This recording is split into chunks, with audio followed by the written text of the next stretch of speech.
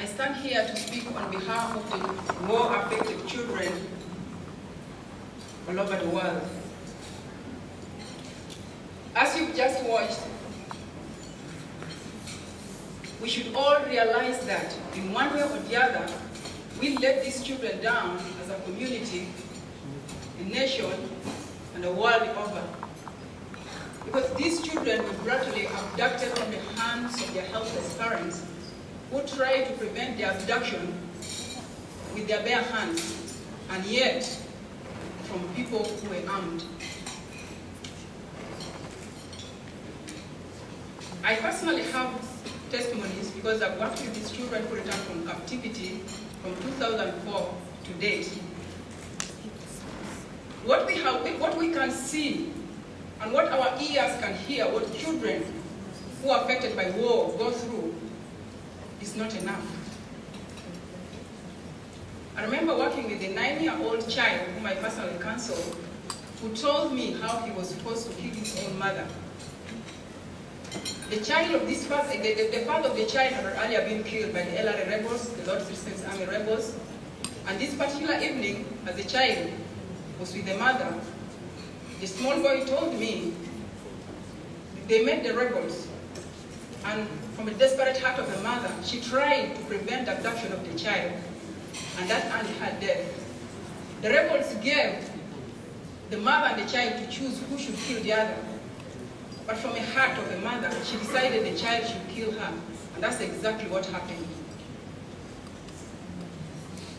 War instills a lot of fear and uncertainty in the children and the people who are affected.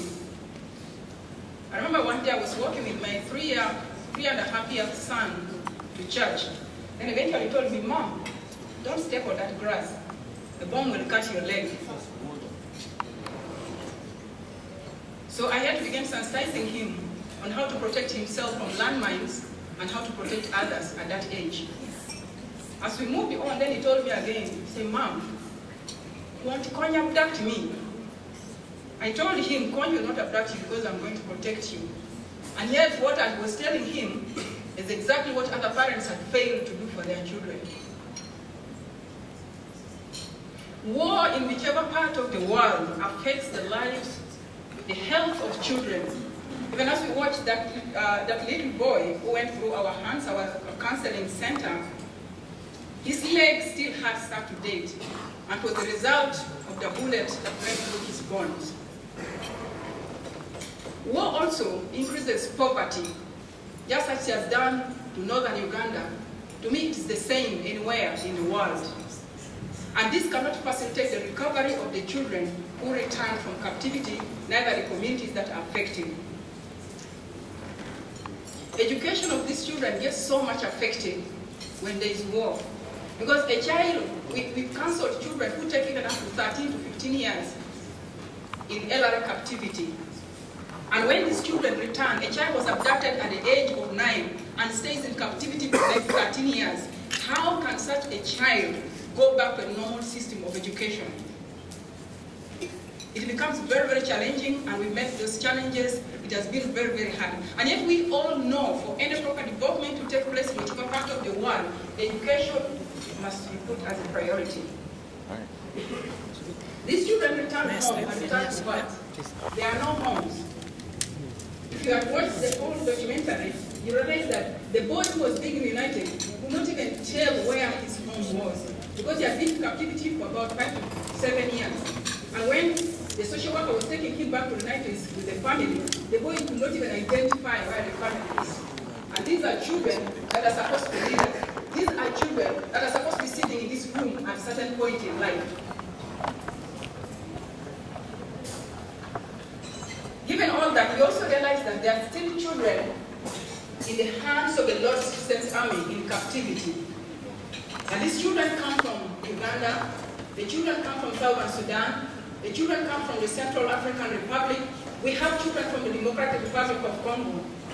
And today I stand to speak on behalf of the parents, to you all the leaders in this house, and those who could be watching in other parts of the world. Our cry is that you have the capacity to have these children return to us. We have waited for this for the last 22 years. We are still waiting. And I'm wondering how long we are going to wait to have our children return to us. Most of us here are parents. When a child, even if you're not sure where your child is, even just for 30 minutes, that can blow your heart. But we have parents who have waited for the return of their children for the last 22 years, and they're still waiting. We cannot deny the fact that these children are supposed to be the leaders of tomorrow and the parents. And if these are going to be the leaders of tomorrow, and if we have not addressed the underlying issues, then I don't know what kind of century we are going to make out of these children. As leadership comes with responsibility, accountability, it's therefore incumbent upon all the leaders of our time to rise up to this challenge. Because you as leaders have the power, you have the capacity, you have the ability to ensure that this war comes to an end. And the other is, you have the ability to ensure that what has taken place in northern Uganda, what's taking place currently in the other countries, does not repeat itself in any part of the world. Because if it does, then we are destroying the leadership of tomorrow. But this can only happen when your will is put in. I have seen how will has worked in the people who have put in their will as individuals and people who are putting their will as organizations. Take, for example, the President of the Republic of Uganda, His Excellency, President Yoweri Museveni. I remember he personally visited us at the center where we carried out the rehabilitation for these children, and that it really inspired us so much to continue working for the children up to date. I remember the time when he had to go to northern Uganda and pitched camp there to oversee the operations, and truly the situation improved so much. There are individuals who have worked to improve the situation, to help rebuild the lives of these children.